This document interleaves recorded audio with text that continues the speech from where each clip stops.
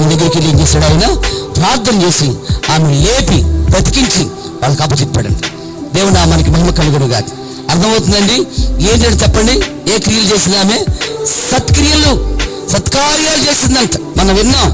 ఏ కార్యాలు చేయాలంటే మనుషులు ఎదుట మీ సత్క్రియలు చేసి మనుషులు ఎదుట మీ వెలుగును, వారి ఎదుట మీ వెలుగును ప్రకాశింపనీయుడి అని చెప్పేసి. ఇప్పుడు ఈమెం చేసింది? ఎవరి ఎదుట ఆ వెలుగు ప్రకాశింపజేసింది? మనుషులు ఎదుట. మనుషులు ఎదుట. ఆ మనుషులు ఆమె కానివారు, ఆవిడెవరో కానీ ఈమె సావును ఏం చేయలేదు. ఈ మరణాన్ని వారు అంగీకరించలేకపోయారు, జీర్ణించుకోలేకపోయారు. ఎంత ఎలుగెత్తి ఏడ్చారు, దొలిగింతలు పెట్టి ఏడ్చారు, ఆమె బ్రతకాలని ఏడ్చారు. దేవునికి స్తుతి కలుగును గాక. ప్రైస్తలాడ్, హల్లెలూయా. ఆమె సత్క్రియలు, సత్కార్యాలు ఏం చేసి తెలుసా? ఆమెని బ్రతికించింది. ఆమెను బ్రతికించలేండి. బ్రతికిన తర్వాత మళ్ళీ ఆమె ఇష్టానుసారంగా బ్రతికిందా? లేదు.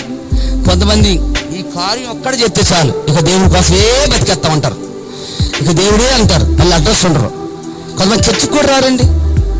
కొంతమంది చర్చికి కూడా రారు.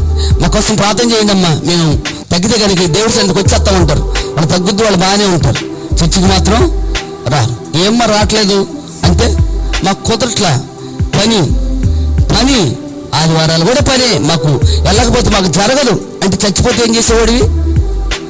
చచ్చిపోతే ఏం చేసేదానివి కదా, అంతేనా? దేవునికి స్తుతి కలుగును గాక. అంకరాజుడు కూడా చర్చికి రాడు.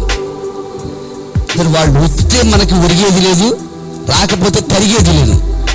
వస్తే దేవుని రాజ్యానికి వెళ్తారు. అది దేవునికి స్తుతి కలుగును గాక. మన ఆశ, మన భారం అది కనుక రాకపోతే మనకు భారం, మనకు మంట. అర్థమవుతుందండి? అది బాధ, అంతేనా? సరే, ఇక్కడ ఈమె కోసం ప్రార్థన చేసి ఏం చేశాడంటే ఆమె సజీవురాలుగా వారికి అప్పచెప్పాడు. అంటే ఈమె ఎలాంటి పరిచయం చేసింది? ఆమె కుట్టడం వచ్చు, కుట్టి నామమునకి మహిమ కలుగును గాక. ప్రైస్తలాడ్, హల్లెలూయా.